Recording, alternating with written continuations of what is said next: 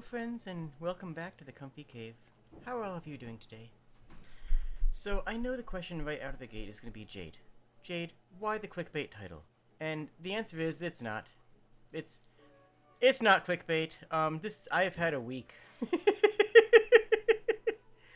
Let me see. Where is things? Hello? One moment here. Oh, it's there. It just didn't scroll down yet. So, yeah. Everything's great. I'm doing fantastic. So, as you know, or if you follow the channel, and I hope you do, then you'll know that I was in Vegas for most of the previous week, for most of the previous 2 weeks. I went to a consumer electronics show. I had a blast. I hung out with one of my closest friends. In general, good times. Sorry, I'm just actually getting my hand tracking set up right now because it's a thing. The heck? Why isn't that? Aha, there it goes. Aha! Hi. So let's start at the top, shall we? I'm going to start out by talking a little bit about what happened in Vegas. It was my first attempt to, not attempt, because I didn't attempt to perish, but my first near-perishing experience was there. I love hiking. Turns out Vegas is dangerous even for a kobold. True, though. True. Do I have... Okay, good. I got my hands up now. Awesome. Should I zoom out a bit? I should probably zoom out a bit. Perfect. Excellent. Everything's fantastic.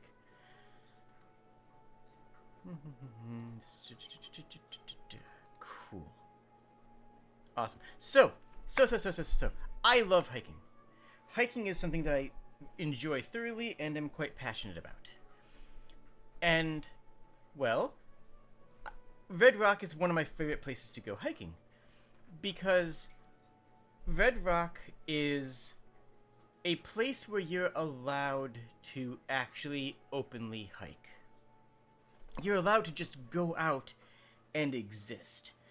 There's a lot of places in the world where you are not permitted to actually go hiking. Like, okay, if there is a concrete trail, you're not hiking. You're just walking on a trail. Trail walking, it's not the same. If you have... if you're not allowed to go off the trail, I don't consider hiking. Am I a purist? Maybe. Am I an elitist? Absolutely. As I used to say, if elitist means that I'm not the dumbest person in the room, then I guess I'm an elitist.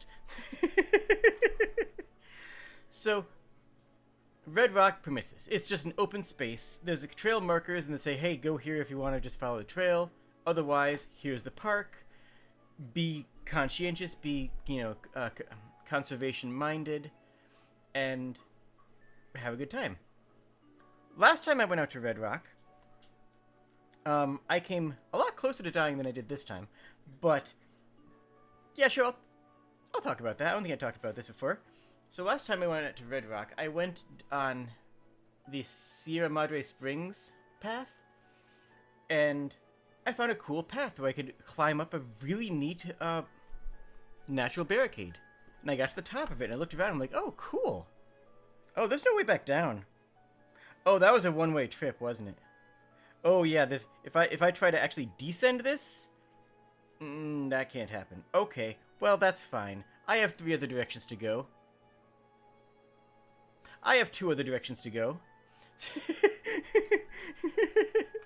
So I take one path until it ends rather abruptly with a 2-story vertical fall. So I'm like, okay, I have 1 direction to go. This is fine. So I just follow that and I'm like, I hope this works out. Had to walk down some scree. Scree is loose rocks, if you don't know. It's just literally just a combination of loose rocks that are sitting on the ground. It's basically like snow in the effect that it can create an avalanche if you walk on it incorrectly. And I had to follow that for probably a good half a kilometer. Which doesn't sound like that far, right? 500 meters is not that far. Until you realize that it's in some of the most dangerous conditions known to mankind. And I found a location where I could, um, I want to say shimmy, but if I'm being perfectly honest, slide is probably a better answer for it. But I found a location where I could slide down and not hit a billion cacti on the way. And then I made my way back to camp. I picked up a bunch of trash on the way because I always bring a backpack that has a couple of protein bars, that has at least 4 liters of water in it, and has room for trash. I always try to pick up additional trash while I'm on the trails. Anyways, that was last year. Last year I also saw a Cazador. If you've played Fallout, you know what a Cazador is. And I actually have... yeah, it is. It's not... So Camel Pack is actually the brand name. It's not actually a Camel Pack because it's not the brand. But yes, it is a Camel Pack. Yeah. We have a nice little shoulder-mounted nozzle for drinking too. It's wonderful. Honestly, if you enjoy hiking, get one of those. You will not regret it. But yeah, last year I also saw a Cazador, which is a monster from Fallout New Vegas that is actually based on a real-life wasp. I saw the wasp, and I proceeded in as calm and natural manner as I could possibly muster. Meaning that I threw myself back like a good solid 2 meters, landed on a cactus, and cried. But honestly, that's impressive. That's as good as you could hope for from me. I have a thing with wasps. Anyways, those are both last year. This year, when I went to Vegas, it was raining the entire trip. It was raining the entire time. Like, I've never actually seen it rain in Vegas before. And when I went out to Red Rock, I haven't been as active this year. I haven't been as healthy this year, to be perfectly honest. I know, kind of boss to pit up. Oh no. I haven't been as active this year, so I haven't been as healthy. So I didn't take like the super difficult trail that I would have gone for. I usually go for some very difficult hiking trails. This time I went for one that was more moderate. But it was a springs. It was a spring trail. Pine Springs Trail. If you can actually look it up. You can look up Pine Springs Trail. It's beautiful. This year. It's been less than a month. Look. Anyways. So.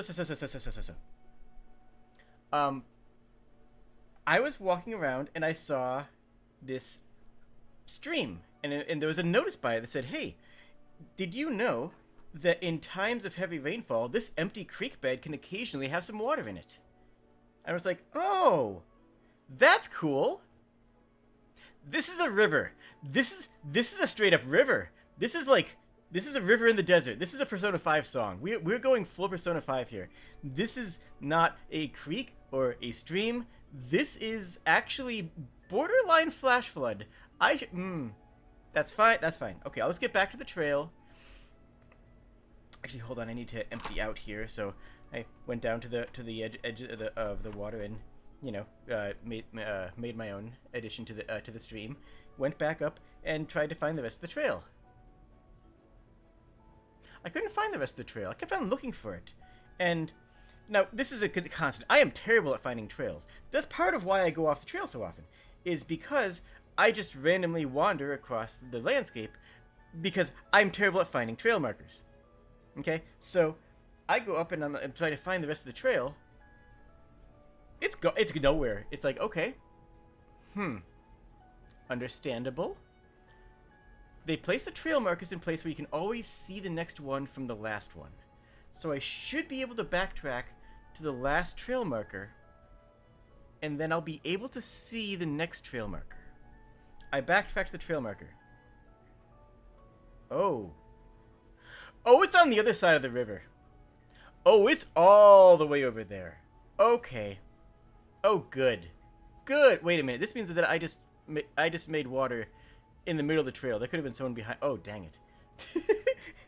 I genuinely thought that I had walked like a good ways off trail, but because whoops. Anyways, so.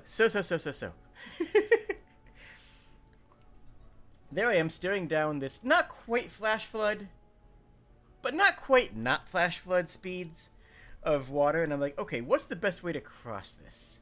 And like I can very clearly see where I'm supposed to go, right? Like the path that I'm supposed to walk is clearly visible.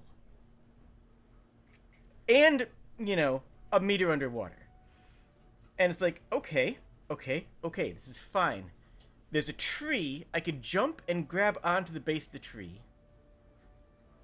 There's some rocks over there. Or there's a taller sandstone rock here that I could climb and try to clear the entire thing.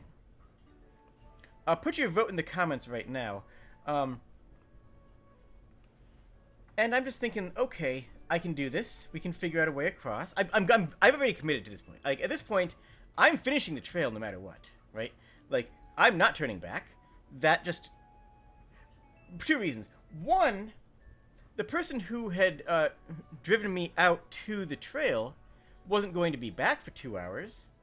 So, even if I turned back and went to the parking lot, I would just be sitting, you know, sitting on my hands for 2 hours. And two, it's me.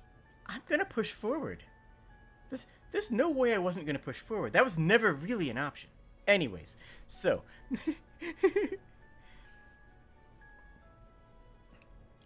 I'm looking at assessing the situation. Like, okay. I'm gonna run, and I'm going to jump on the rock in the water, and bound off that and get to the other side. I go back, take a practice leap on solid ground just to make sure that I have the range. Do that. Suddenly remember that wet rocks are dangerous? And then decide, you know what? Maybe I'm not gonna do that one. Maybe that's not a great idea. So I did the tree option. I ran, I jumped, and I grabbed onto the trunk of I think it was a juniper tree. And then went from there to jump across to the other side. Playing little gator game IRL. Yeah, kinda, honestly. It's not that far removed. So I get to the other side, and perfect. Fantastic. Wet bark is also dangerous. That's true. But I didn't die. It was fine. We're doing great. So I keep on going along the trail. Lovely trail. Highly recommend it. Don't go when it's been raining for a week. And I decide, you know what? I want a better view. Because I get to the point where it actually curves back around. Right? Yeah, more traction than a rock is exactly correct. And I can wrap my arms around... Well, I can wrap my hands around the base of a tree, whereas I can't wrap my hands around the base of a rock for traction. So wet bark is dangerous, but it's the lesser... Okay, the least of the evils would be to turn around and go back. But again, that's not happening. That's just not happening. I'm not sure if I'm going to take you to the hiking area anymore. If you end up... Hey, I haven't died yet. I'm doing great. I'm doing fantastic. I've yet to die. So, I keep on going, and I find the point where the trail curves back around. And at that point, it's like, okay, I see where I've gotten to the end of the trail. Now it's time to start walking back. But I'm not at the end of the valley, right? This is a valley path. This is a valley trail. I'm not at the end of the valley. I kind of want to keep on going and see what else is over there. Unfortunately, it's kind of... Wait, why is... YouTube chat should it be above me? There we go. Hearing about how people hike in the lower 48 is very different to how Alaskans hike. I would love to hear how Alaskans hike, because I know how people hike in BC, and this is... Well, at least how I hike. But I would love to hear how you guys do it up there. So. I'm like, you know what? There's a beautiful rock there. I can climb on top of that. I can see a long distance. I'm going to go up there and see what's on top. This looks wonderful. This looks very interesting. 3 chats on stream. Good. My friends. My friends, my brothers, my sisters. Do not climb sandstone after it's rained. This is my bad. I know this. This is entirely my bad. I acknowledge that at this, I'm entirely at fault, okay? So I climb up a couple of rocks and get to the top. And where was my judgment? My judgment's fantastic. I'm doing great. So I get to the top and I just, look over there. I took a few pictures. Actually, I could pull up a few pictures if people cared. I didn't actually take them off of my phone yet because I kind of figured that sharing my vacation photos on stream has big substitute teacher energy, and I didn't know if I was really in the mood for that. But let me know if you want to see those pictures. I see eyes in chat. I think that means you guys... Okay. That means I have to disable hand tracking. It actually does mean I have to disable hand tracking. That's the funny thing. Okay, so...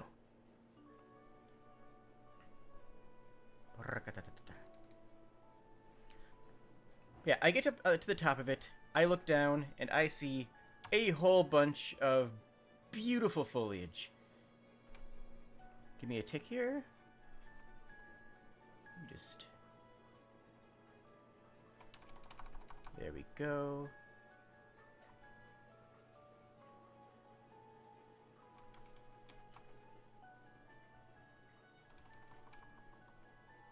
Sorry for the delay on this.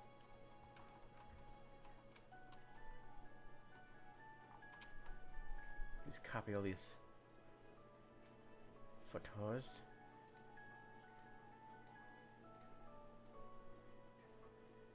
And yeah, again, I haven't died yet. Your take is don't climb sandstone? No, sandstone is great to climb. It really is. Just don't climb sandstone after it rains, because sandstone is really just sand that's held together by hopes and dreams. Sandstone is just sand that happens to be hanging together at the same time.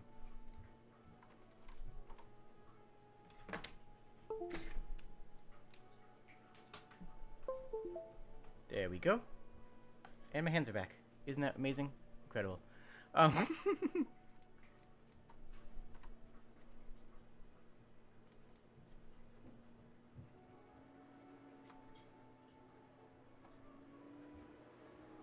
Let's see here. So here's...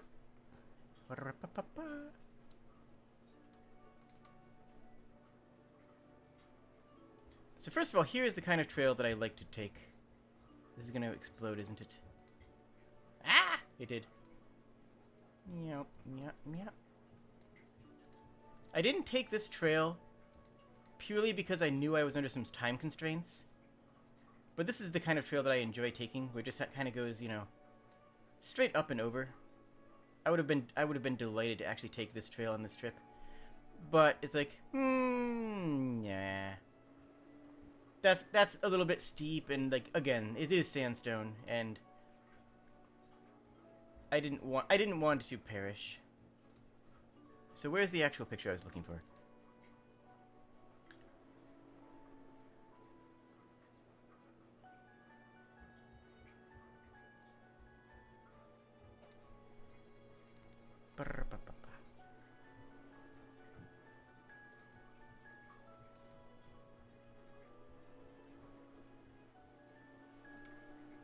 So I get to the top of the sandstone, and I snap this picture.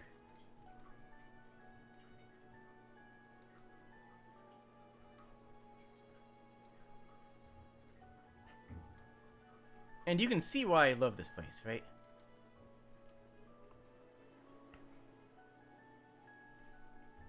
It's just a stunning view. All the juniper and heather bushes, all the lovely rock formations. So anyways, this was great. Climbing back down this is when the sandstone decided, you know what? We've kind of had it with corporeality. We're just going to phase out for a moment. And I slid down the better part of that. I didn't land in anything dangerous, and I didn't die. Again, that's the important takeaway from this. There's two takeaways for this entire thing. Okay, the first takeaway is that I didn't die. The second takeaway is that you should like the video. Okay, look, I gotta do that once in a while. I'm sorry. Anyways, okay, so this picture doesn't quite do it justice to show. This is the second crossing.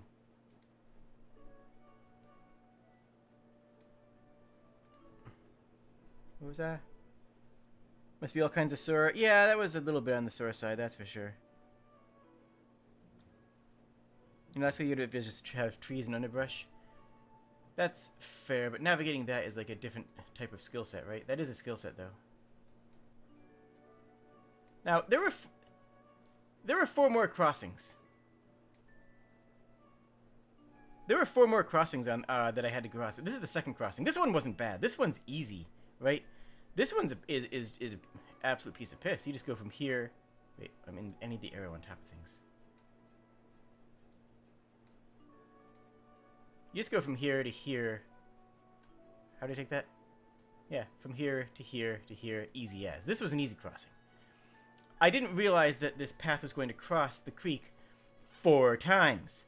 I thought it was just going to be, you know, go by the creek. There was one point earlier on where I'm like, oh, okay, this will be a nice, pleasant crossing. And then I saw, like, there was one point earlier on where I heard wind, and I'm like, it's not that windy. Why do I hear so much wind? It wasn't until much later that I realized I was actually hearing rushing water. And at that point, I'm like, I want to see the creek. I want to actually see the creek. So I pivoted off of the trail to go find the creek, not realizing I was going to be finding it head first later on. Anyways, this was the easy crossing. It is going much faster than it looks, but this was you know, the crossing that I actually took a picture of, though. Anyways.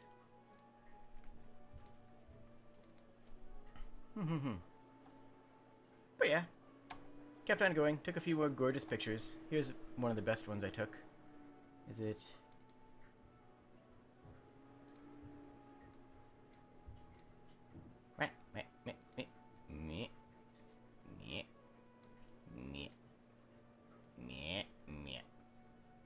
There you go.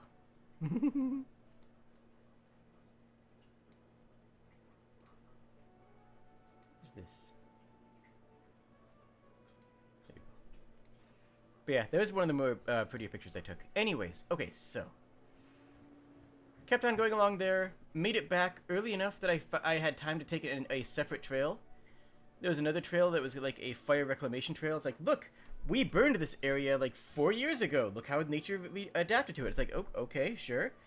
And that one was a kiddie trail. That one actually they had like steps. Like they actually had steps, like wooden steps for going down. I'm like, why are you not just having, you know, the natural formations of rock to guide you?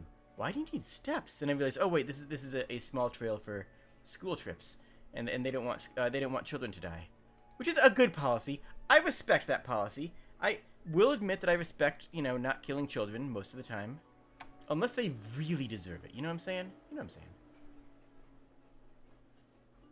Oh hey, here's a picture I'll share.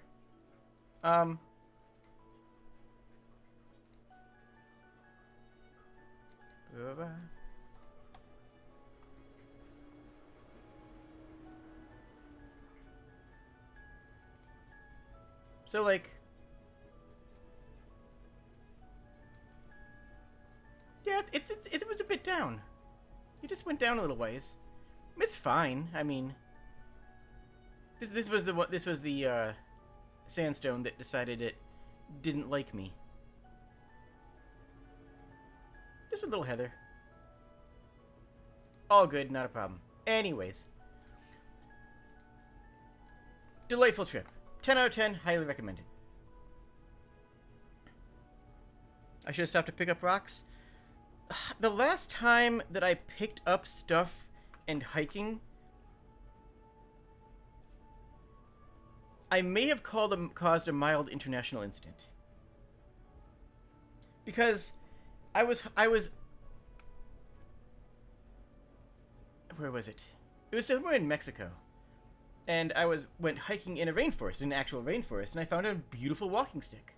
Just a absolutely staggeringly beautiful walking stick. And I used it for the rest of the hike. And I'm like, hey, can I take this with me? And they're like, yeah, sure. You know. And so I did. I took it with me. And I still have it. It's actually like, I could go grab it. Because I took it home with me on the plane.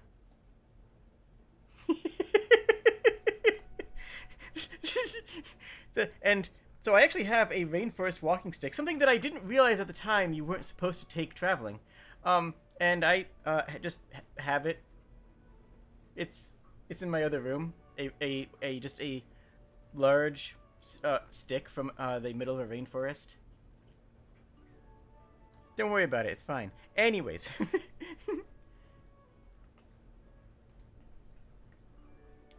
But let's talk about Omega Mart real quick. Not that I died at Omega Mart. I did not die at Omega Mart. Quite the opposite. I had a fantastic time. Okay, I do have one more picture. This makes no sense to me. It says trail to the left. It says trail to the right. And yet, very clearly, the trail goes straight ahead. There's no way you can convince me that this trail does not go straight ahead here. I don't get why this post exists, because, like, was there a trail to the left and right? Absolutely. But you cannot convince me in good faith that the trail does not go straight ahead as well, right? Like, you can agree on that.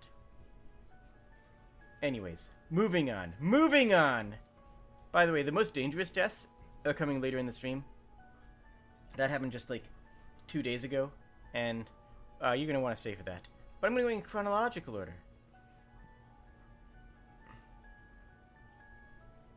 The shrubs in the desert move? Well, yeah. Of course the shrubs in the desert move. They better. Okay, so. Omega Mart was delightful. If you ever have the opportunity to go to Omega Mart, take it. I don't want to spoil too much, but it was so much better than I expected. I thought it was just... So, if you've seen pictures of Omega Mart, it's probably stuff like this.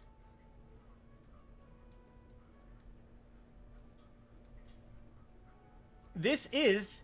So, the rules of Omega Mart are simple. The rules of Omega are simple. Is that if it's on a shelf, and you are able to pick it up, if you are physically capable of taking it off the shelf, it is for sale, and you can buy it, and it is what it says it is. Those are the rules of Omega Mart. So if you see this, who told you this was butter? Do not eat. Home freshening spray. This is Lysol. This is legitimately just you know, a Lysol equivalent. You can buy this and use it in your house. Omega Mart's like being in an indie horror game. Yeah, that's pretty spot on. It really is. That's a good way of describing it. Everything is just off. Everything is just wrong, right? Like there's... Well, I took a picture of the cereal rack, I think.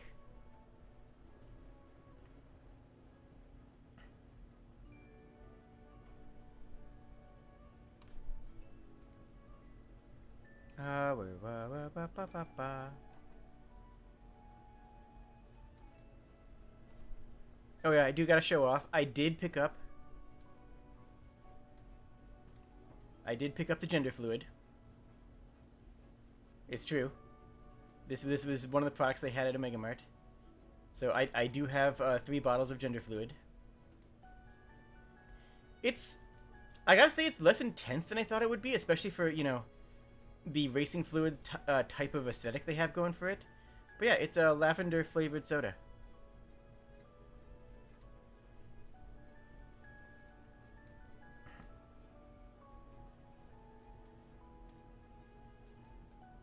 So we have Simply Spiders. It's when you just want to eat spiders, right? Like, it says it doesn't contain spiders, but yeah, it might. Honey clumps of off-road health nuggets. Optimal. I mean, this is the best way to eat health nuggets. My favorite, though, by far, is Rumored Associates. I don't know why. I don't know. I have no idea why. I find this hilarious. But Rumored Associates is just the funniest thing in the world to me. Toasted Duo Flakes, potentially affiliated with raisins, meets 46% of your needs. Like, I don't know. I don't get it. It's just hilarious. Anyways. Do they also have brake light fluid? I think they did, actually. I actually think they did have brake light fluid. But the real wildness of Omega Mart shines when you go off script. Because you're allowed to go into the back rooms of the store. In fact, I'm going to give you one hint. One single hint. If you go to Omega Mart, and you should, immediately go to your left and go to the counter there and tell them that you lost your employee ID card and you need to buy a new one. Tell them that. This is my hint to you. You will not regret this. Because then you can go into all the back rooms, then you can participate in this entirely wild alternate reality game that they have there. And it will turn what would be a half-hour, 45-minute trip into a 4 to 5 hour... We spent 5 hours there. Like, you can go into the cleaning closets. You can go into the staff break room. You can go into the corporate DevOps, the corporate development operations room, and log into some of the computers of the management staff and find an entire ARG trying to find out what happened to the CEO and why. And, like, there's so much to do there. It's amazing. So, also, look at this little boy. Look at this little boy that was in the cleaning supply closet. The cleaning supply closet gained sentience. Isn't that adorable? It's amazing. The cleaning supply closet came to life and decided that it wanted to go adventuring as well. I love it. I love it. It's just so good. Okay, anyways.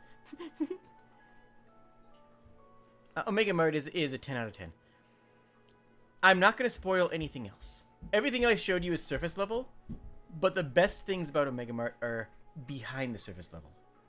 The best part of Omega Mart is when you keep on going through Omega Mart and you find all the weird, wild, and wacky stuff that shouldn't be there. Also, all the phones work, and once you get into the staff rooms, you can call any of the other phones in the directory.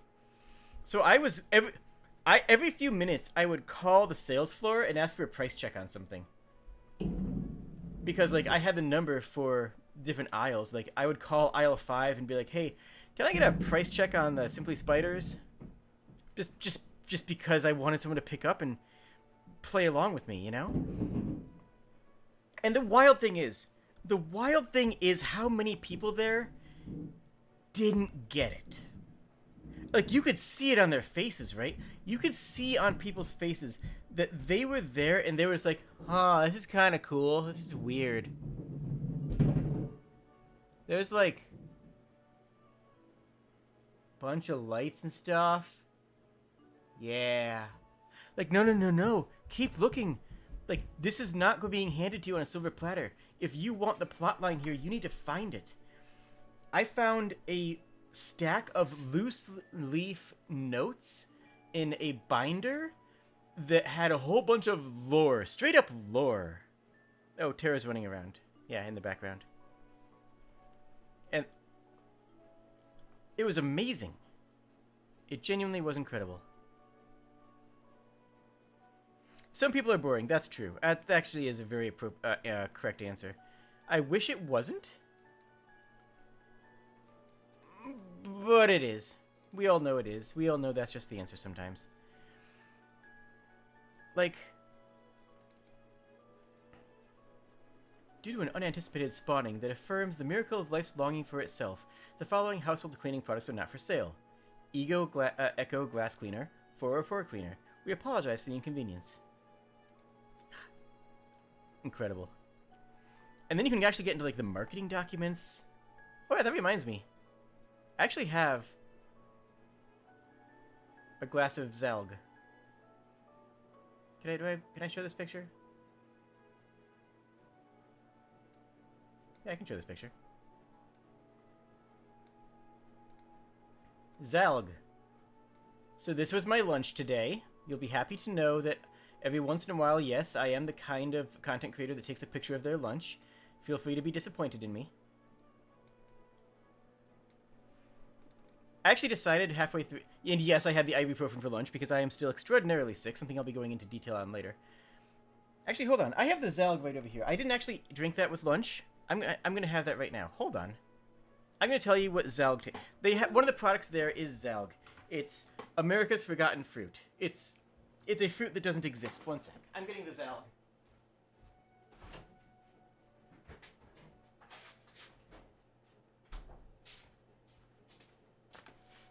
Zelg juice. Let's see what this tastes like. I haven't had this one yet.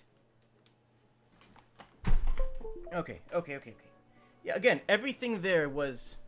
everything that you could take off the shelves, and some things you couldn't take off the shelves. Some things were either attached to the shelves or bound immutably to another product that was, you know, unremovable. Mostly the produce section. Everything in the produce section was well crafted, but not actually a thing that exists. You know what I'm saying? You know what I'm saying. So. Zelg juice drink. Contents, Zelg water health mix. The back actually does show the actual contents, but, I mean, what fun is that? American's forgotten fruit, Richard Simmons? You're dating yourself on that one, Willie. This is actually 80% juice. Wow, okay. Bottled by Meow Wolf. Meow Wolf is the name of the company that runs this and organizes this place. Okay, there's a great tagline here. Something in every bottle. I love that. Okay, let's crack this open.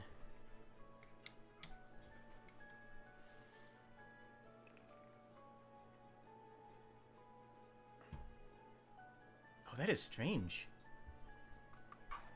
It tastes like a generic fruit, but not a specific one. If you were to pressure me into answering what type of fruit this tasted like, I'm gonna pause and think about that. I need another sip before I answer that.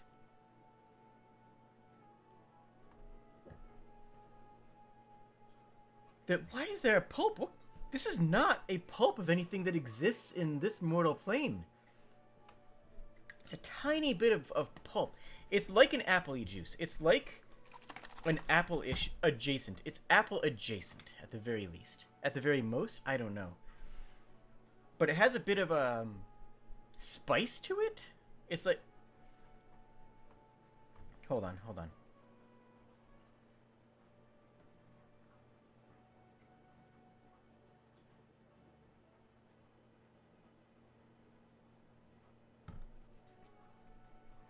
It's like a hot apple, but not like a warm apple. Imagine if an apple could be spicy. Except take the apple out of it, and take the spicy out of it. That gives you exactly what it tastes like. It's sweet. It does taste good. Honestly, it's pretty good. I like this.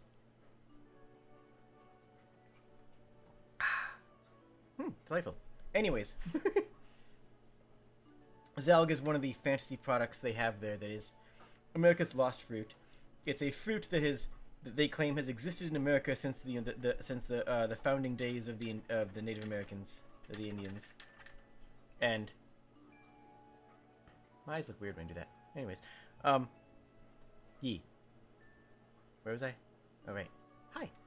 How's it going? So 10 out of 10. Go to Omega Mart. Highly recommended. Get the gender fluid. They had one can there that said, "This is all a dream. None of this is real. Wake up! Your family is waiting for you. You've been in a coma for 17 years."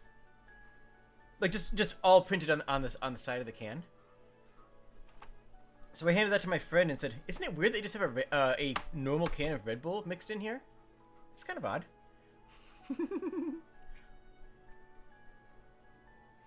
Ah, the Tomako. Yeah. It had that kind of vibe, you know, that kind of This is something that definitely exists, probably. Okay. So I flew home, and my philosophy on airlines is quite simple. You see, I'm willing to suffer for a couple hour flight if it means I can get my tickets cheaper, right? Like, I'll spend a couple hours in misery if it means that I'm saving 50, 75. If I'm saving a bunch of money on plane tickets, then I don't mind the conditions. It's basically like paying for those conditions with my sadness. But when I'm on a plane, I usually just disassociate and listen to a book on tape or play a game on like on my Switch or something. So it's like I don't usually notice. On the way out, it was fine. On the way plane ride out, not a problem whatsoever. On the plane ride back, oh my goodness, this was a wretched flight. This was absolutely among the worst flights that I had been on. In case you can't tell the spirit, I think that was kind of self-explanatory. I think that goes without saying, actually. Anyways. Where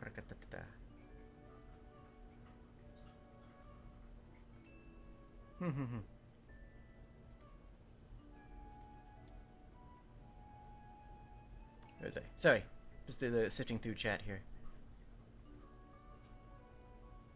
You recommend train travel? Honestly, yeah. Like, train travel is a good experience. I've only had an opportunity to ride on a couple of trains, and it really is pleasant, but the time frame just doesn't track, you know? Like, it's just so much slower because we don't have high-speed rail in North America. Flying Spirit Islands is like saying, I just want to be anywhere but here, and I don't care if the plane has one working engine.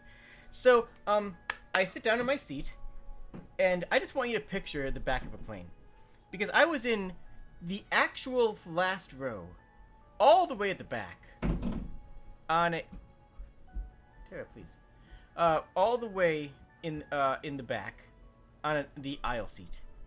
I was like, oh, fine, this is fine, this is fine. The person next to me is huge. Like, I'm pretty sure that I would not be surprised in the least if you were to tell me that they were a professional basketball player. Like, they were huge and built and the kind of person who wears clothing as if you told them to dress incognito, but still had really nice hat and shoes. But then I guess that might be common for basketball, but I don't know. Anyways, they may have been famous. I haven't the slightest clue. Anyways, they didn't fit in their seat. The point is they didn't fit in their seat. There was no point during the entire flight where I was not leaning against his arm. And not in like a cute way either. This was just like, I couldn't not be leaning against him just because of the seating arrangement. And so I'm sitting there and I'm saying, okay, look, if that seat in front of us doesn't get filled, I'll move up there so that we both have more room, And he's like, yeah, whatever, it's cool. And then I hear one of the flight attendants behind me, because the flight attendants were right behind me, being the back of the plane, naturally. And one of the flight attendants was saying, hey, can you tell me which seat is open so I can go sit in it? And the cabin comes back and says, negative, there is not a single empty seat on this entire flight. Oh! Oh, good! This was as full as possible. Now I had my mask on. I was a good little girl and kept my mask on the entire time.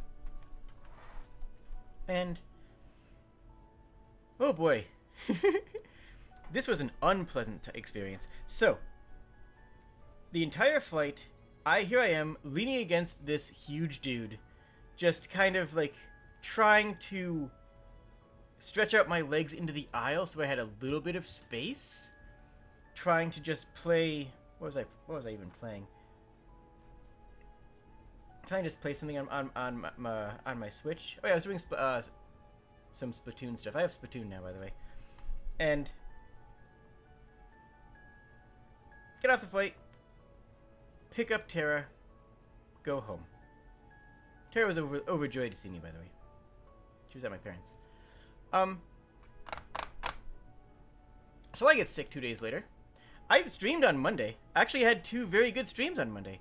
I streamed Monday for the ending of Little Gator Game, and it was an absolute delight, and I loved it. And if you didn't watch that series, go back and watch Little Gator Game. Seriously. Was he the size that he should have been charged 2 seats? No, the people who need to be charged 2 seats are usually the ones who are more wide and overweight. This guy wasn't obese, he was huge. You know what I mean? There's a difference, right? This guy wasn't, like, obese. His butt didn't take up 2 seats. His arms did. There's a difference in my mind, at least. Anyways. Yeah, broad-shouldered and practically hitting his head on the ceiling. And yeah, so I get back. I stream on Monday. I play Little Gator Game. Go watch it. It's delightful. I play, and then I went and streamed Spirit Island with Sprig and Kashak. No, with Sprig and Cupcake and Polearm Guy. Wonderful people. Don't forget that I do have a Twitch account, twitch.tv/ShadeTheKobold, /@ShadeTheKobold, I don't know. Look, my good content's on YouTube. You know this. If I'm doing anything worthwhile, it's on YouTube. But if I'm messing around with friends, I'll be on Twitch occasionally. Usually playing like Valorant or Splatoon, or I'm pivoting Spirit Island over to there because it wasn't doing as well on YouTube, but I still want to play with friends, so I'm just gonna do it over there. Anyways, Tuesday morning, I wake up and immediately regret this. It was a bad choice. I should not have woken up. This is on me. I wake up and I feel dead miserable. Gonna be a mild content warning for sickness, I guess, because I am just horfing up everything. And for my day job, I have to drive. I have to go pick up some computer components for. Yeah, I have to go pick up some computer components from a place that does imports. You know, so I'm headed down to the warehouse facility, and I get the details, the order details from my boss. I'm just like, I'm feeling real bad, but I feel guilty about it because I took off some time in the beginning of December, remember? And we just had Christmas, where I know a lot of people took off, and I just am getting back from 10 days out in Vegas. You know, only 4 of which were really work related. So I'm feeling guilty. I'm feeling bad about this as well. I'm not making the best judgment call.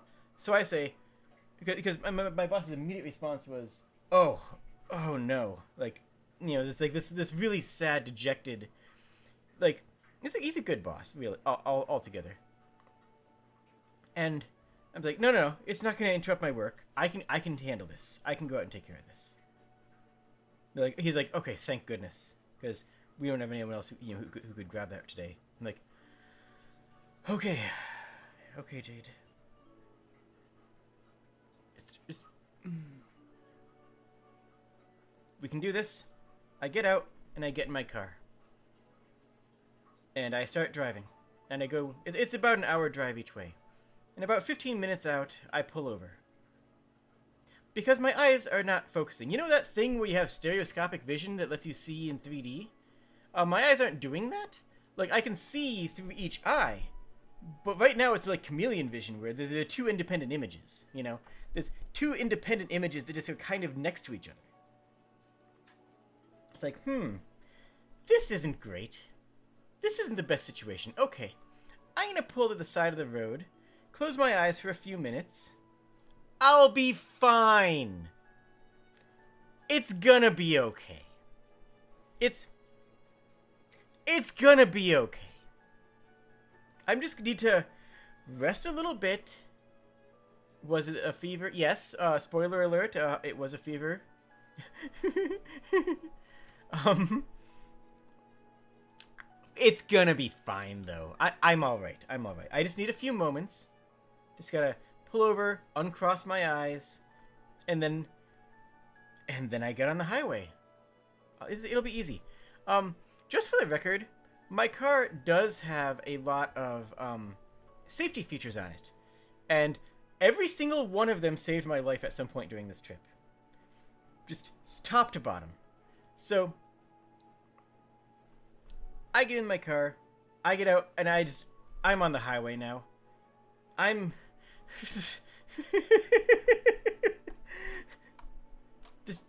I'm just cruising. I'm going 110 down the highway. It's just, like... Where am I? Where's... yeah. I'm just having a good time. I'm just doing great.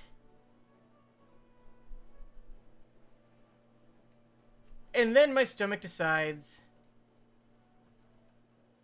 No. No. Then my stomach decides, no. No.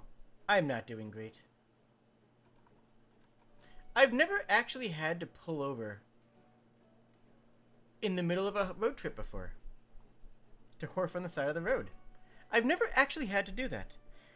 Even as a kid, even when I was, sick when doing long 14-hour, car trips to visit grandparents, because I didn't grow up near my grandparents. Even when I had these long travel sessions, I was always able to hold it till a rest stop. No, not today. No, not Monday. Tuesday? What day is it? What day is today? Today's Thursday? That's wild. And say, welcome to the club, it's not a good experience. It really isn't. Do not recommend it. Strong dislike of doing that. Honestly. Real talk, if you ever have the opportunity to do that, don't. Anyways, so, my audio tracking? Cool, awesome. So. That happens 4 more times. Now, let's talk safety features. My car has this eyesight thing where if you hit cruise control, it automatically matches your speed to the car in front of you if they are going slower than your listed cruise control speed. So if you set your cruise control to 100 and the car in front of you is going 80, it'll match them at 80. Very convenient. Because again, I kept on losing stereoscopic vision. I kept on losing depth perception because my eyes just kept on separating. They just didn't feel like being friends. Like my left eye and my right eye were just like, hey, what if we just kind of diverge for a little while? What if we just spread apart? Don't worry about it. Yep. It also has this cool thing where if you get to the edge of a lane, it doesn't take control of you. It doesn't auto drive. It's not a self-driving car. But if you get to the edge of a lane and you have it enabled and it recognizes that you got to the edge of a lane and you don't have your turn signal on, it'll just sort of bump. It'll just sort of bump you back into the lane. So it'll just if you're veering off to the side, just go boink and just veer you back into the lane. Just gently. This was very useful. Because I did lose consciousness a couple times while I was driving.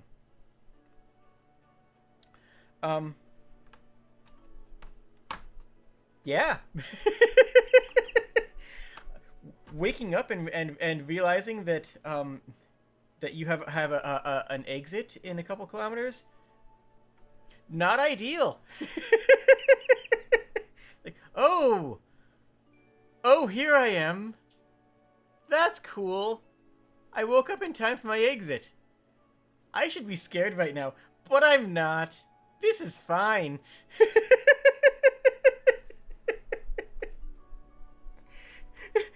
Then I pulled over and horfed again.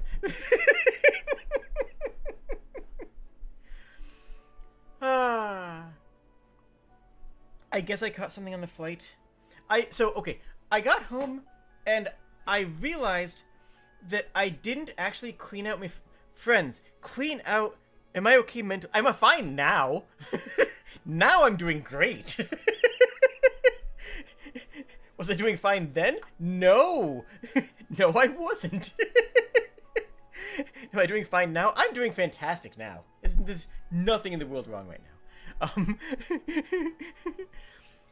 now. Anyways. Hi. Probably would have canceled what you're doing the first time you lost vision. That would have been smart. But that's the thing about being sick, is that you're not in the best headspace. So, like, if you're not in the best headspace, then you're not making the best decisions. Which kind of, creates this cascade effect. Anyways, before I left, I didn't actually clean my refrigerator. Friends, don't clean your refrigerator after you get back from vacation. Clean your refrigerator before you get back from vacation. Otherwise, you're going to get back to a very grody refrigerator. It's not going to be a good time. I forgot to do this. My cheese was unseemly. My milk was significantly chunkier than I would prefer. There was some lunch meat that frankly should have been tossed before I went on vacation.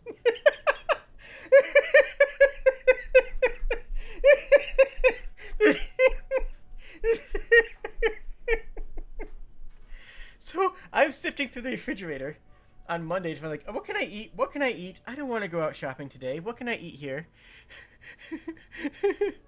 and like, so when I got sick on Tuesday, I figured it was from something that I ate.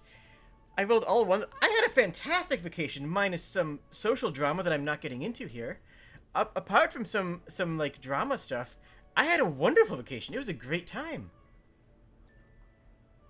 Not my best Vegas trip, but definitely, a pleasant experience to get out of the house and go exploring. So at first I'm thinking that, I ate something bad, right? And that's part of why I decided to keep on going along with the trip, right? Is because I figured, hey, I just have an upset stomach because I didn't get all the mold off the cheese before I had it, right?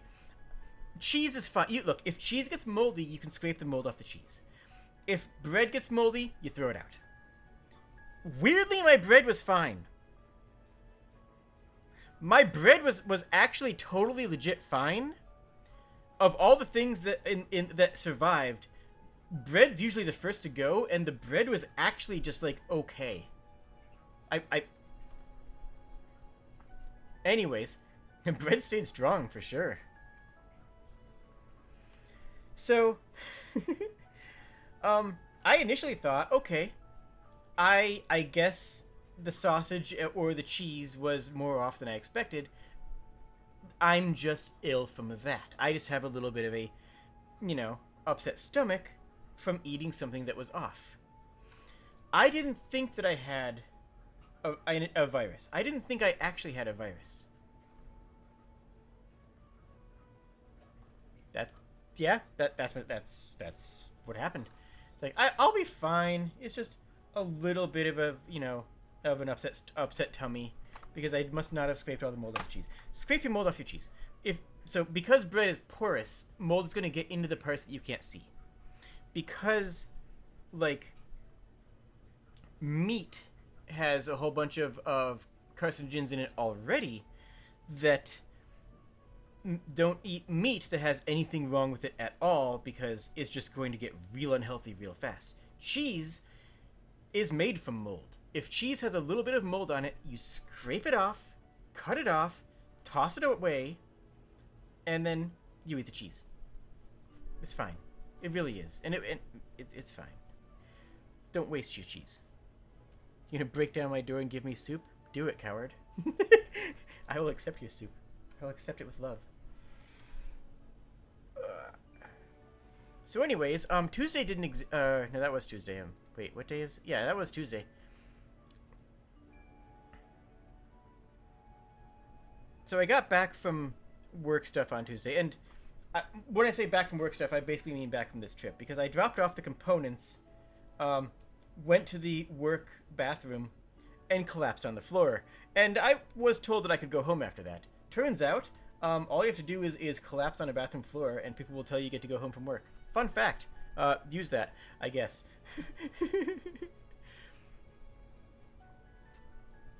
And then, I went home and slept for 24 hours.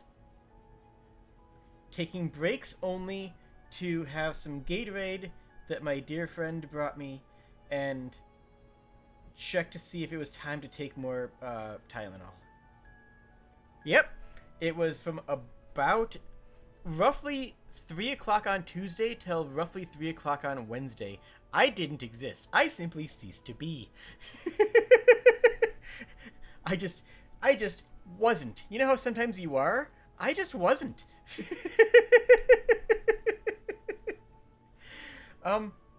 Yeah, I just was no, exactly. I was Jadent. I just simply was like, existence way too high a bar right now. Waking up on Tuesday was a mistake, and I am not making that mistake today.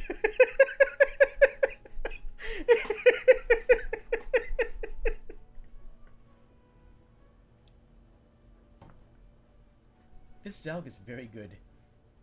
And very indescribable. I did my best to describe how it tastes, but I am not doing it. I am not doing it justice in how it tastes so natural. Like it is just like a fresh squeezed fruit that I've never heard of. That simultaneously belies any actual description.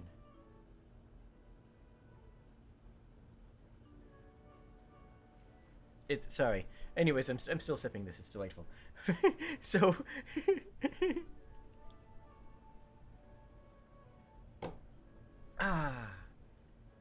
oh yeah, last 2 weeks have been an absolute roller coaster.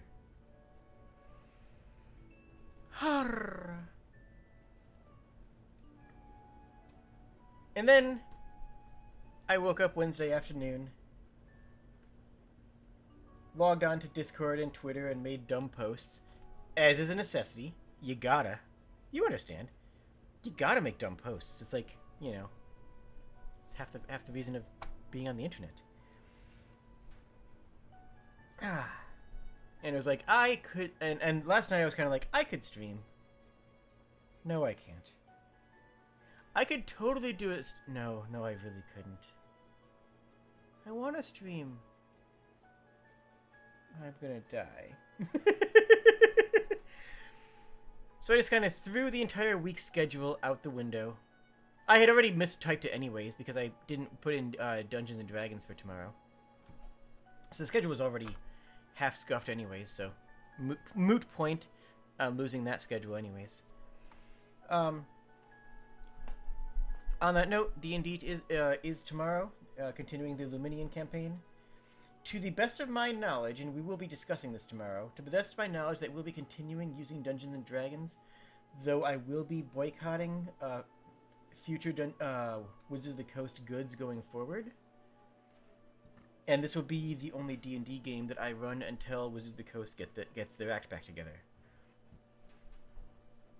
I am not impressed with how they're currently running things over there. I understand why they're doing what they're doing. I assume everybody knows about this, but in case you haven't, they announced the new license that they're going to be using for D&D stuff going forward, and it's horrible. And now that they backtrack and said, "Oh, that was a leak. That was just a thing that was we're thinking we're not actually going to do that." It's like, BS. No one believes you. And then today they after like nearly a week of waffling. Today they came back and said, here is the actual first revision. And it's like, you kept in the need for everybody who makes D&D products to waive the right to sue you if you do something bad. It's like, Did you really think that a bunch of pedantic, nitpicking, rules lawyer nerds weren't going to dissect this? Especially after the last one that you just showed? It was very clearly written by somebody who has no actual understandings of Dungeons and or Dragons, but only an understanding of money. And that's the other thing I kind of wanted to talk about today. because I've seen a lot lately of people who are, companies rather, who are trying to over monetize. And I get it. We live in a capitalist culture. We live in the capitalist hellscape. This is known. And a company's job is to make money. I get it. But I'm going to use Bethesda as an example here. Do you remember when Bethesda threatened to take away all mods for Skyrim? And say that any mods has to go through the Bethesda Creation Club or whatever it was called? And they very quickly realized that they didn't have a game without mods, and that mods were the only thing that was actually keeping their game interesting to players 5, 6, 7, 8, 9 years after launch. Oh yeah, this was a while back, Sapphire. This was a hot minute ago. This was a while back. And they backtracked it entirely. They actually completely sacked the program and kept Creation Club only as a way of getting mods onto consoles, I believe is what it ended up being. You do remember that they said that they couldn't use other mods. That was their initial plan. They backtracked it, but their initial plan was to have the Creation Club, to have that as a way of monetizing mods, and then to make that the only way for mods to exist, for the only way for mods to be installed. And they were going to disable the Steam Workshop and disable the Creation Club was the initial idea to remove modding, exactly. And then they backtracked it and said, oh no, we'll still let you do mods. This is going to be an easier way and a way for creators to monetize their wonderful creations. And it's like, yeah, but no one believes that, because we all have seen that. And if Skyrim didn't allow mods, it wouldn't be popular. I'm confident in saying that. Let me switch over my music. A bit of a tone shift in the stream. Anyways, that's a good time to change my audio cues. There's a reason that Creation Club is said with bile and vitriol. Yeah, absolutely. So that was their initial goal was to say, wait a minute, all these people are making mods for this game. Our game. We own the rights to that game. What if we take all the money? There's money that's being left on the table there. We could make money off of these people. And that was their initial idea. But the problem is that the only reason people were playing Skyrim 7 years after it was launched was because of the mods. No one cared about Skyrim unless you hadn't played the game before. This does not track when it... Oh, it does. Okay. No one cared about Skyrim. I'm playing with a koosh ball right now, by the way. If it was unmodded, because Skyrim is an engine, not a game. Exactly, Getty. And the only reason new people were buying Skyrim and the only more people were getting into it was because of this modding community. That kept the game fresh, and that kept the game coming into new players' hands. New people were buying the game because old players kept on playing. Old players kept on playing because of a vibrant modding community. And yeah, Blizzard is tried doing that with the Warcraft 3 remaster, exactly. Though that has a lot of other issues involved in that one. But that's another example. It's companies just being convinced that there's money left on the table by letting players have fun. They convinced themselves that players having fun and making content for their games was monetizable, instead of recognizing that players making content for their games is monetization. Now, that's my take. My take is that players making content for your games is receiving unpaid labor. That's receiving money from the players in the form of time of players creating new content for your game. Right? Like, we agree with that, right? Time is money, labor is money. This mods are a project of passion for somebody making something exciting. I'm gonna get to that in a few moments, Hyde, but you're exactly correct. But yeah. in my opinion, the correct response is to say, hey, the people making mods are giving us free labor, not the people making mods are creating a new revenue stream. Or they're not a new potential revenue stream. That is the existing. That is, an existing way of them to be monetizing through getting free content. And we saw this with Bethesda, and it flopped because everybody rallied against them hard. And it was sudden, and it was lightning fast. And the people who were modding, everybody turned on Bethesda instantly, and it was beautiful. It was... I mean, I don't use the word solidarity lightly, but it was solidarity against them. It was everybody turning and saying, you are not getting away with this. You are not forbidden. You are not forgiven for offering this. And then, frankly, Bethesda got back a lot of its goodwill simply by genuinely backtracking it and saying, okay, you know what? Fair. Our bad. And honestly, I do kind of respect Bethesda for doubling back as hard as they did. They raised their hands and said, okay, our bad. We're not going to do this. We're going to completely just toss that entire concept to the side. And frankly, I genuinely do respect that they committed to throwing it aside. And they still kept the general idea of the Creation Club as their way of getting mods onto consoles, and they kept the original idea because they were the sweetening to the deal was that mod makers could charge for their mods through the Creation Club, and I believe they still did that on the Creation Club for consoles. I could be wrong. I didn't follow the console market of that much, but regardless, they did that. And then Warcraft. Blizzard. Blizzard. You haven't made a great game since Warcraft 3.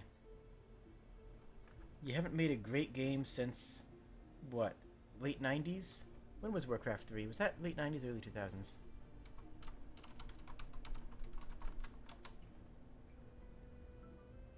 That was 2002. So you haven't really made a good game since, I guess, 2005, when Tides of Darkness came out?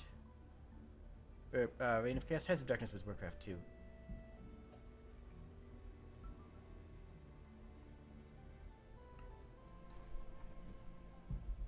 Frozen Throne, that's the one I'm thinking of. No, that's just 2003, okay. You haven't made a really good game since 2003. Anyways. Yeah, they don't make games anymore, they make money. Is that how the saying goes? So, they were mad about Dota. Dota, I assume all of you know, but I'm probably wrong. Defense of the Ancients, Dota, was originally a Warcraft 3 mod.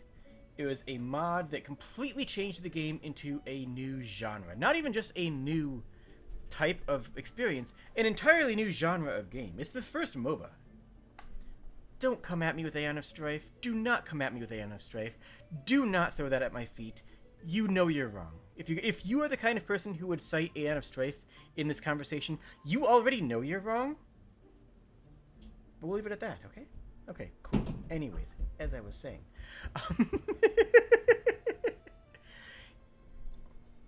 Warcraft 3 was the engine, and Dota was an entirely new game. And Battle.net was not suited to it. Just genuinely not suited to it. And a bunch of people thought, hey, what if we take what Dota's doing and make it into its own game?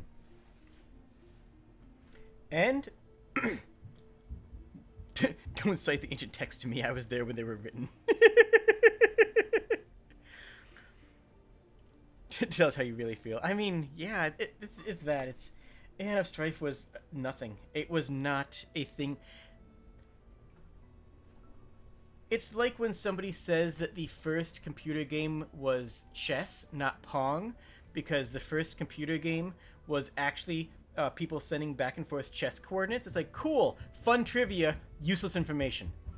Well, you might be correct on a mechanical level, you are incorrect on any meaningful level. That's how I feel about it. it's not like technically wrong, but it's wrong in any meaningful way. You know what I mean? Yeah. Anyway. So,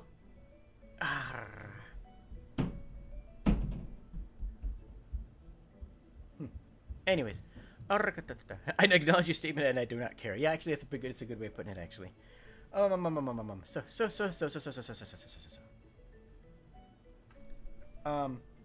Heroes of New Earth tried to claim it. Unfortunately, the game was run by a horrible person who also had a penchant for children. Then it tried to go into Ginsu, who was actually somebody who worked on Dota and was fired from the Dota team for having no understanding of game balance.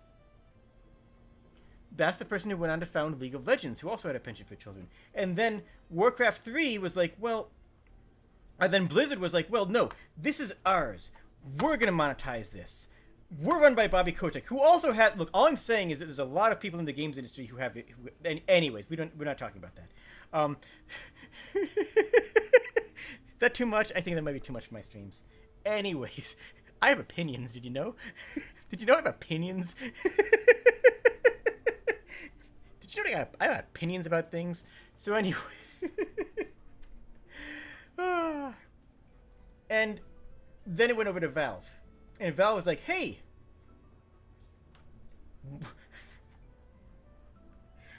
We don't have documented issues with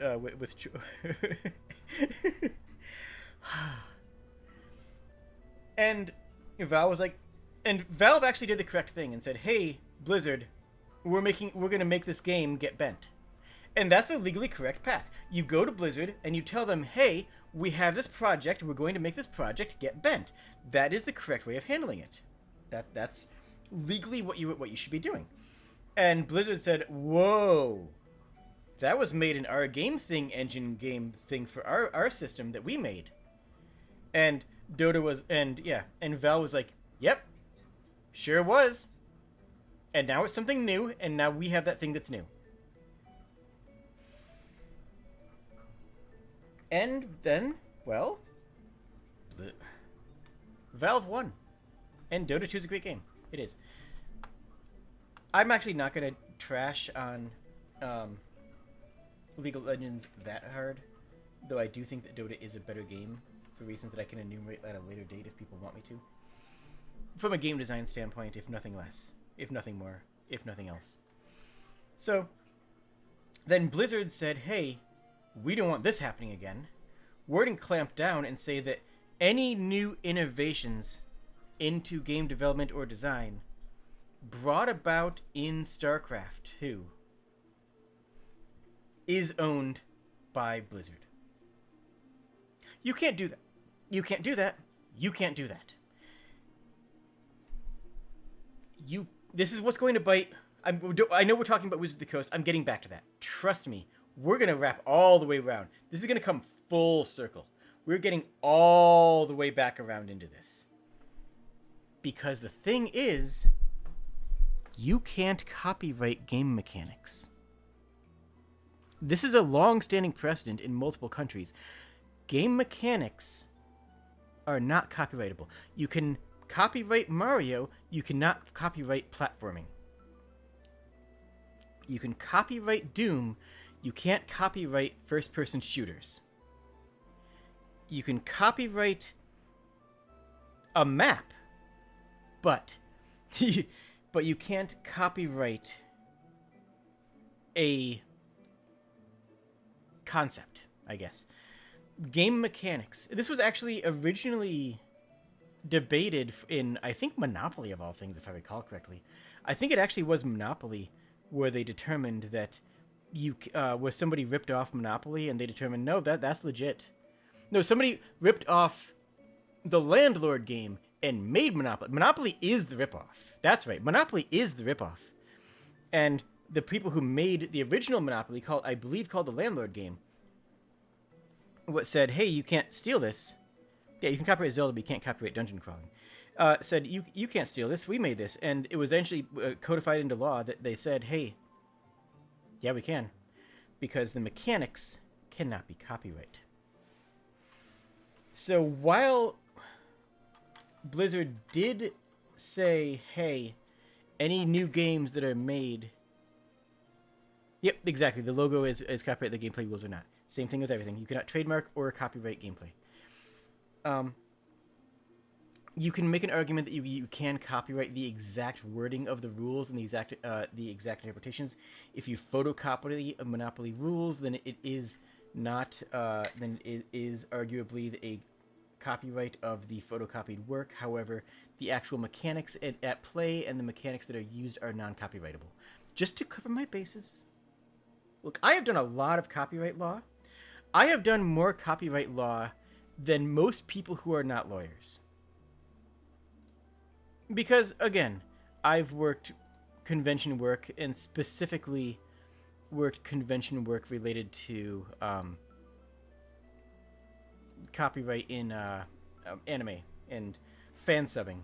Because do you know how many loopholes you have to jump through to see if you can show a fan sub at an anime convention? I know exactly how many loopholes you have to jump through. I've jumped through them before. Okay, so. You can't copyright mechanics. Blizzard says, hey, if you make a map in StarCraft 2 and it has unique mechanics, that gameplay belongs to us. You can't have that. And they're wrong. But they're scary. Because they are a billion-dollar company, and the rules that said you can't copyright mechanics were written back in, like, the 1920s. And right now, if Disney said you could copyright mechanics, Disney probably wins that argument. Blizzard? Maybe. Depends on who they were going up against. But, like, there's a couple companies right now, like... Look, let's face it, everybody. We live in a cyberpunk dystopia. Because the big thing with cyberpunk is when corporations have more power than governments. And we're there in a lot of ways. Corporations write laws. But we're not getting into that right now. The core idea is that mechanics cannot be copywritten, but by saying that if you make anything in this game system, then we own it, it's going to scare away the people who need to be scared away. It's going to be scared away from people from making new things. People are going to say, oh, maybe I'm not going to make content for this. Maybe I'm not going to make new and interesting content for things. Maybe I'm not going to innovate. Maybe I'm not going to do something interesting with your game engine. Hey, you know how you kill a game? By no longer letting people innovate. Why is my background audio has been super low? Is it that low the whole time? Huh. Oh well. Unless you're Pokemon? No, very much true for Pokemon. Why do you think there's so many Pokemon clones? We live in several dystopias at once without the cool parts, right? Like, there was always supposed to be a trade-off, right? Like, oh, thank you, Getty. You get the cyberpunk dystopia, but the trade-off is that you get to make cool body modifications. You get the cool cyberpunk, ears and tail, and you get the cool cyberpunk, lenses in your eyes. You get the cool stuff. Yeah, the world is a vicious hellscape, but, you're allowed to, Jade, this must be a robot cyber furry. Look. There were no signs of me being a furry at any point. I have no idea what you're talking about, and I definitely didn't imagine being a cyberpunk cat girl at any point in my entire life. I think that this is lies and slander. I cannot believe that you would say this to me. I'm going to sit here and have more Zalg. My cyberpunk processed fruit that doesn't actually exist.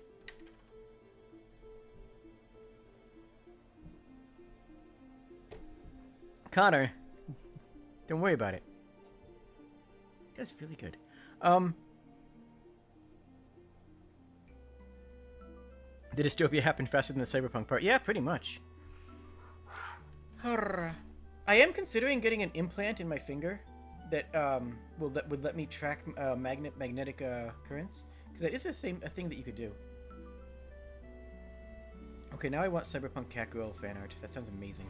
Oh wait, so back on track. I'll talk about. Remind me about the implant. I do want to talk about that because it's a cool idea that I genuinely do want to do. But back on topic. Hi. How's it going? By the way, I really like that my new model really shows you how much I fidget. Like, my old model, I liked it. It's adorable. I love my old model. But it really doesn't show off how much I'm actually wiggling in my chair. And this model absolutely does. Right, focusing. So, anyways, hi. Right, so, Blizzard... Hold up.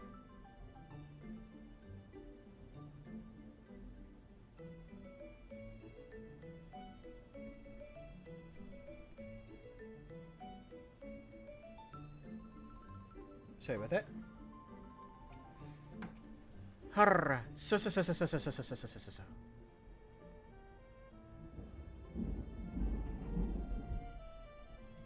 The J in ADHD stands for Jade. Perfect.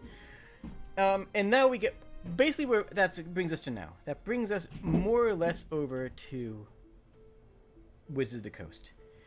Wizards of the Coast cannot actually copyright the mechanics of Dungeons and Dragons. They never could, and they never will be able to.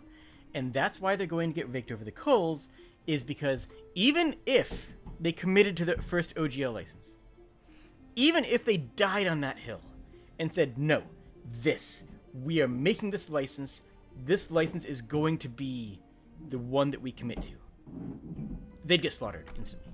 Because you can't. Because, okay, I'm making my own game called Dragons and Dungeons. It's the same game. Everything that I make for my game is compatible with Dungeons and Dragons, but, you know, it's not D&D. So, you know, you have no rights here. That's fine. That's legally a defensible position. What do you think Kobold Press is doing right now? This entire debacle was done for one company and one company alone. All of this was done to Paizo. This was done to spite Paizo. Now, I never always had the best opinion of Paizo to begin with. I actually didn't like them to the beginning. Paizo started out as a bunch of whiny grognards. Paizo started out as a bunch of whiny nerds saying, 4th edition, I want to play more 3.5. And, you know, if you know, I'm a 4E stan. This is true. And they even marketed Pathfinder 1st edition as Dungeons & Dragons 3.75. That was explicitly what they marketed as. They explicitly said that that Dungeons & Dragons 3.75 was... Paizo didn't start it like that? That's could be up for debate. I mean, this was their marketing campaign. They explicitly marketed Pathfinder 1st edition as 3.75 Dungeons & Dragons. You can't deny that part. Oh, you mean it's the stuff they did before that? Okay, well, we're not getting into that. That's fair. We can talk about that later. That's actually okay. I see where you're coming from now that I actually think about it. Thank you for pointing that out. What was I saying? Right, and they operated under the OGL license. They operated under the license of saying that this is a D&D fan product, effectively. But we're allowed to sell it because, well, you're allowed to sell D&D fan products under their license and make money off of it. And Paizo continues to make money. And Pathfinder, honestly, right now, Pathfinder 2nd Edition is pretty fantastic. I think Pathfinder 2nd Edition is pretty great. It's also very different from Dungeons and or Dragons. It's a very different game from D&D. And they could just wave their hand and say, hey, this is a new system that's not actually D&D anymore. And Wizards of the Coast couldn't stop them. I genuinely think that this entire thing was to try to force Paizo to pay monetization, because one thing that a lot of people are overlooking, because a lot of people are like, oh, does this mean I can't be a Kobold VTuber anymore? It's like, no, buddy. Yeah, when for the you're exactly correct, Logan. You're correct, and you should say it.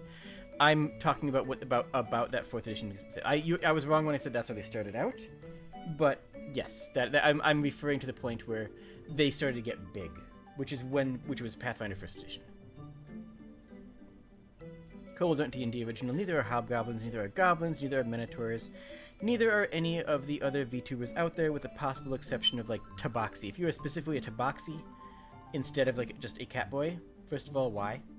Second of all, then yeah, you technically Tabaxi would be a copyrighted, a closed race, to use the furry.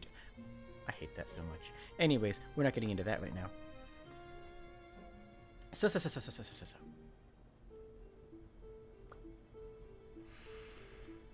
What does this mean for anybody else? Well, frankly, nothing, because most of these races are not D&D original, and the ones that are, you need to be making more than 750,000 American dollars, US dollars, for you to be affected by the payment towards them.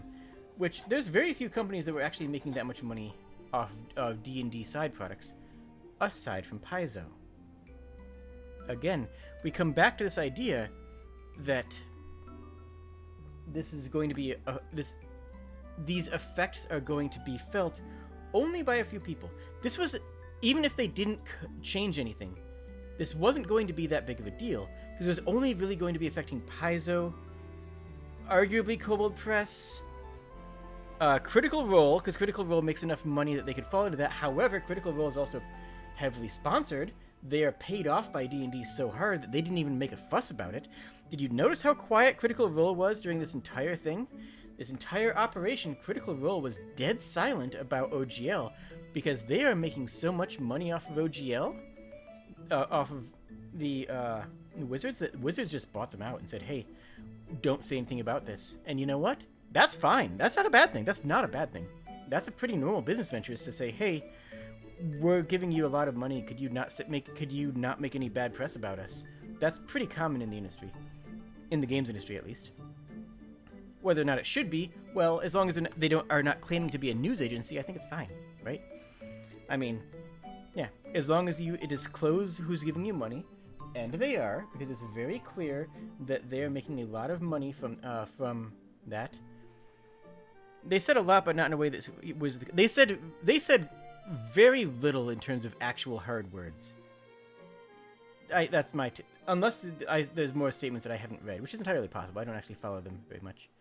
And they do some very clever writing, and I really do respect where they went to on that. But they had very soft mitts on when they handed that letter in, to the point where I wouldn't be surprised at all if Wizards of the Coast vetted that letter. And right, they did like Twitter posts that were anti-OGL, because that is not covered under a standard, what is it? Non-defamation clause. Yeah, non-defamation clauses are a thing. Like, that's a thing. It's a real thing in the games industry. And I think that's fine, again, as long as you are being disclosed about where your money's come from, and you are not claiming to be a news source. If you're claiming to be a news source, then there's a conflict of interest, and if your money is not disclosed about where your sponsorships come from, then that is also an issue. As long as those things are handled, I actually don't mind anti-defamation clauses. But they would have been fine anyways, because Wizards of the Coast would have been like, hey, this doesn't apply to you. Don't worry about it. We won't let this happen to you. We won't let this affect you. You're our friends. This is never going to affect you. Until 2 years down the line where they backstab him, but that's just, look, they didn't get that far.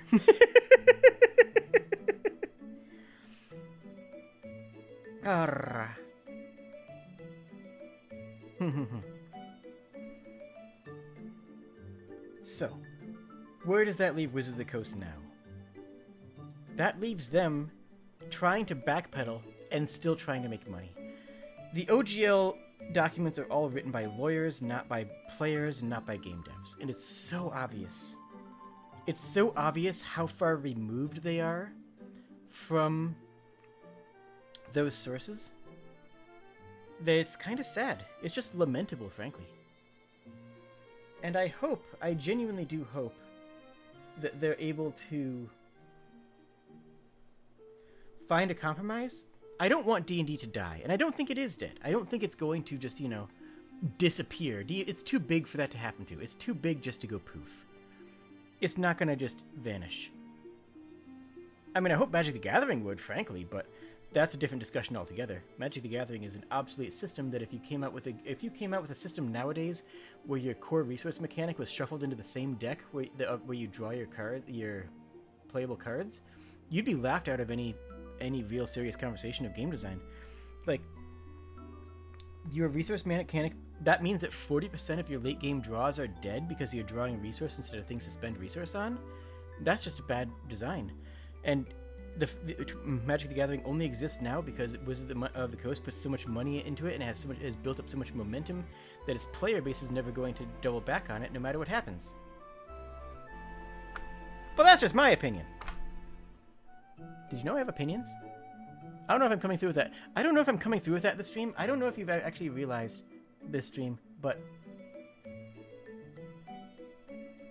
I have opinions. Though I will say that's probably about where my opinions stand for today. Barring any questions or thoughts from you guys, I pretty much got everything off my chest that I wanted to get off my chest.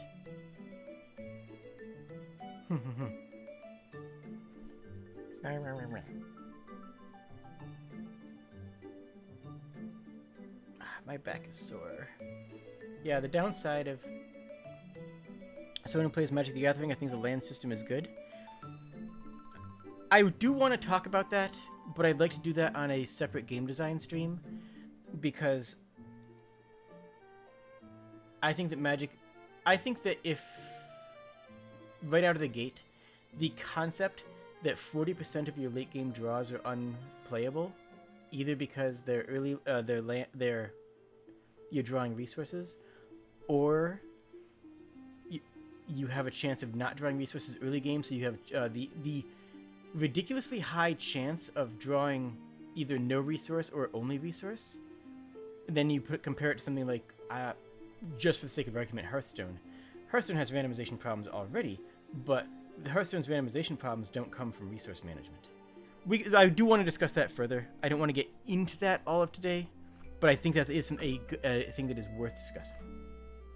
So, short answer there is, I would like to hear where you're coming from on a future stream. Oh, you're here to remind me that magnetic implants are to be reminded of. Thank you. So, magnetic implant in your fingers. The brain is really good at adapting and learning. And the brain is excellent when it comes to learning what senses are available to it. You don't have 5 senses. You don't have 6 senses. Like, okay, real quick, close your eyes and touch your nose. How do you know where your nose was? How did you know where your nose was? It wasn't by sight, it wasn't by sound, it wasn't by touch yet, it wasn't by hearing.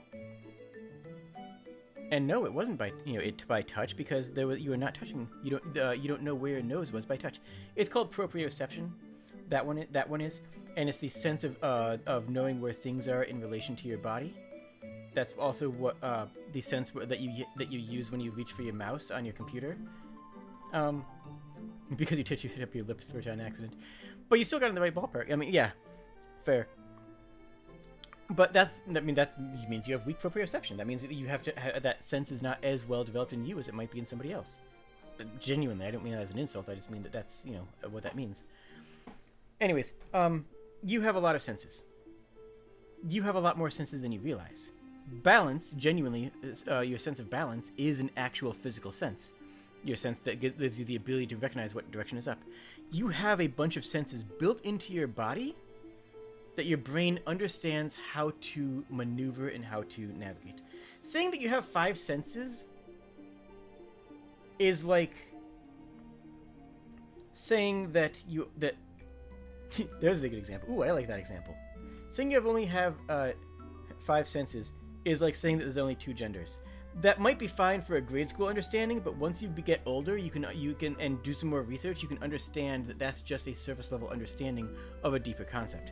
There's a whole lot more senses out there, that you have and that you actually do use. But one that we don't have, that many animals do have, and that your brain is capable of having, is magnetic sense. Many animals can understand where magnetic north is.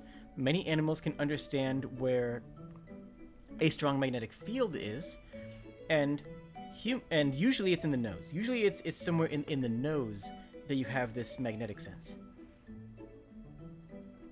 Humans don't have that. I mean, kobolds do, obviously, but I'm kind of breaking fourth wall here a little bit. Deal with it. And there actually is a minor surgery that you can get to embed a small magnet into one of your fingers. And from what I've read from people who have had this surgery, is that you can actually feel and sense magnetic fields as if they were currents in an ocean. That's the 8th wall I've broken. Yeah, I guess the CES is a pretty big fourth wall break too. So you know what? I think you're right actually. This past couple weeks has had a lot of fourth wall breaks. Don't worry, we'll be getting back into D&D and Live Alive, so more VTuber fun time shenanigans. But yeah, we're doing a little bit of outside the fourth wall in January. Should this be a thing? Fourth wall, third wall January? I don't know. Whatever. So if you embed a magnet into your finger, your brain will interpret it correctly and will say, oh, okay, I don't know what that means, but I can tell what it's telling me. And then your actual intelligent part of your brain can say, oh, I know what that means. I can interpret the signals I'm given. And you can genuinely feel, in the same way that when you put your finger into a river that you can feel water flowing, you can feel magnetic currents and understand what they are and where they are. And that's cool as heck, and I kind of want that. I mean, it'll make, going through airport security a nightmare, but we don't, nowadays hard drives are shielded from small magnets, and it would just be a small neodymium magnet. It wouldn't be like, a big thing. So it would be pretty electronic safe. I wouldn't be able to get an MRI in my lifetime, but, hopefully I won't need one. There's a good chance I have too much metal in my body anyways from, being stabbed. So yeah, that's an upgrade that I've been considering. Also making a case for train travel. True. But I wouldn't be surprised if, some stations required a detector. I mean, even with a magnet detector, you just have him hold out the wand. It's like, there's nothing in my hand. Wave the wand over my hand. Yeah, you can see it's right there. That's it. That would actually, be pretty conclusive. Like, what's in there? It's a medical implant. Oh, what kind? Don't worry about it. It's not your business. That's all the conversation that needs to happen.